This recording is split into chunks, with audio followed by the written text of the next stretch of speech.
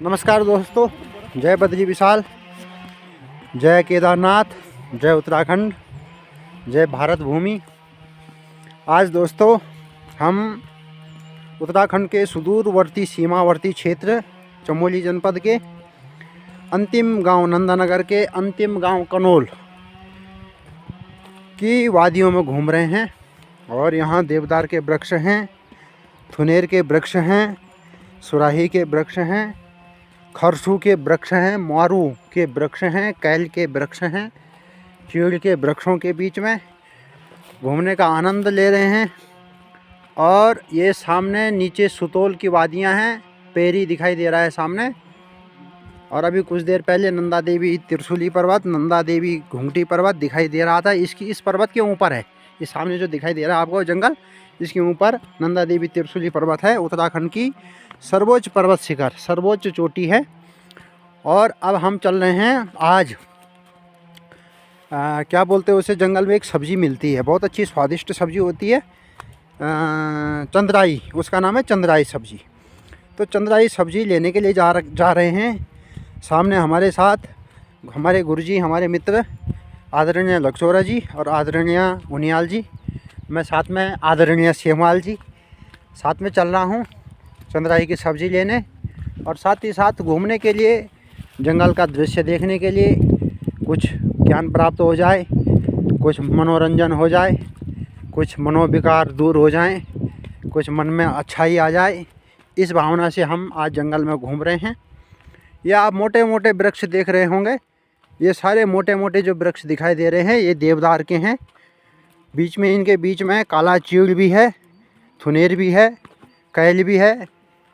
और ये अलग अलग प्रकार के वैरायटी आप जानते हैं, विशेषकर जो वन विभाग के अधिकारी वर्ग होंगे या आयुर्वेद आचार्य होंगे, वो बहुत अच्छी तरह से इन वृक्षों का महत्व जानते हैं। ये सामने जो पतला सा वृक्ष दिखाई दे रहा है ये थुनेर का वृक्ष है। ये थुनेर का वृक्ष, इसकी पत्तियों की या छाल की चाय पत्ती बनती है, काढ़ा बनता है, पेट के लिए बहुत ही लाभदायक है। साथ ही साथ इसकी जो डंठल है उसको पानी में भिगो के पीने से कैंसर तक की बीमारी दूर होती है। ये थुनेर का वृक्ष है, इसकी पत्तियां निकाल रखी है। तो थुनेर के वृक्ष, ये भी सामने भी थुनेर का वृक्ष दिखाई दे रहा है, ये वाला। तो ये थुनेर का वृक्ष बहुत, इसकी लाल लकड़ी होती है अंदर से, और कैंसर की बीमारी में भी इसका पत्तियों का पानी पिलाते हैं। चाय बड़ी स्वादिष्ट होती है, चाय तो मैंने भी पी है। इसकी पत्तियों को जैसे चाय पत्ती की जगह उबाल दो और चीनी दूध आदि डाल दो, बहुत अच्छी, थोड़ी सी कड़वी होती है पत्तियाँ, पर अच्छा है। इसमें छोटे छोटे फल होते हैं और उन फलों को खाया भी जाता है। तो जंगल है, ये पूरा जंगल देवदार का है। चीड़ तो इस तरफ नहीं है, एक भी नहीं, क्योंकि ये ऊपर हाइट में बहुत ऊंचाई पे क्षेत्र में है, ऑक्सीजन की इधर कमी होती है। और इस जंगल में आके तो बहुत ही ठंडा लग रहा है, लगता है कि -8-10 डिग्री टेम्परेचर तो यहाँ होगा ही, बहुत ठंडा। अभी 2-3 दिन पहले लगातार 4-5 दिन तक बर्फ़ पड़ी थी, कल परसों तक वो बर्फ़ गल चुकी है। और आज हम सफ़र में निकले हैं जंगल सफारी करने, बहुत ही अच्छा लग रहा है। और ये मोटे मोटे पेड़ हैं, पत्तियां हैं रास्ते जंगल के, और बहुत ही मज़ा आ रहा है जंगल में। ठंडी ठंडी हवा कनपट्टी पर लग रही है, तो कनपट्टियाँ सुन हो जा रही है। ये सामने भी थुनेर का पौधा है, पेड़ है, ये बड़ा सा, ये जो दिखाई दे रहा है ये थुनेर का पेड़ है। ऐसे होते हैं ये भी, मतलब लगभग फिर देवदार के ही जैसे पेड़ होते हैं, बस इसकी बहुत सारी शाखाएँ फूट जाती हैं और इनकी जो पत्तियाँ होती हैं वो बड़ी घनी होती है, देवदार की अपेक्षा बहुत घनी पत्तियाँ होती हैं। ये भी थुनेर का ही पेड़ है, ये सामने। ये मतलब देवदार में इसमें ज़रा से ये अंतर है कि इसकी शाखाएं बहुत ज़्यादा होती हैं। बगल में भी थुनेर ही है, ये नीचे पौधा भी थुनेर का ही है।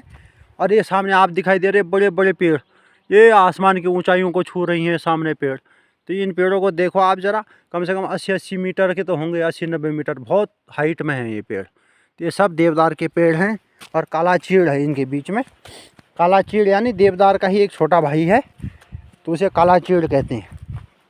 उसमें देवदार में लगभग पे समानता है, बस इतना है कि देवदार सफ़ेद होता है और ये देखो देवदार और काला चीड़ थोड़ा काला होता है। ये सामने काला चीड़ है, ये हल्का सा काला होगा, मैंने घना होगा, हरा होगा मतलब पत्तियाँ, और इसके जो छिक्कल होते हैं हल्के से काले होते हैं।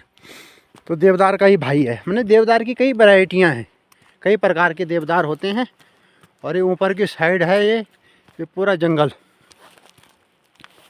सामने हमारे गुरुजी हैं और गुरुदेव लक्षोरा जी, आप ये बताओ लोगों के लिए कि जंगल की सफारी क्यों करनी चाहिए? जंगल में आने से थोड़ा शांति मिलती है, अच्छा, मन को अच्छा लगता है, हाँ जी, फ्रेश ऑक्सीजन मिलती है। हाँ जी, और इसके साथ साथ कुछ जो जड़ी बूटियां जो किसी भी क्षेत्र की विशेष होती हैं, हाँ हाँ हाँ, उन जड़ी बूटियों का ज्ञान मिलता है। जैसे आज हम यहाँ पे चंद्रा राई के लिए जा रहे हैं, हाँ जी, हाँ जी, और ये हो सकता है यहाँ हो, दूसरी जगहों पर ना हो, लेकिन ये यहाँ की एक विशेष प्रजाति है। हाँ जी। इस चंद्रा राई के बारे में तो बहुत कुछ सुना है सर, एक बार आप विस्तार से चर्चा कीजिएगा। बिल्कुल सर, बिल्कुल सर। इसकी जो सब्जी बनती है ये सीजनल है। हाँ जी, इस समय इसकी सब्जी होती है, बहुत गुणवत्तापूर्ण होती है और स्वादिष्ट भी होती है और स्वास्थ्यवर्धक होती है। हाँ, सुना है कि ये जो शुगर होता है, शुगर को भी कंट्रोल करती है सब्जी। जी सर, इसमें थोड़ा कड़वापन होता है हल्का सा।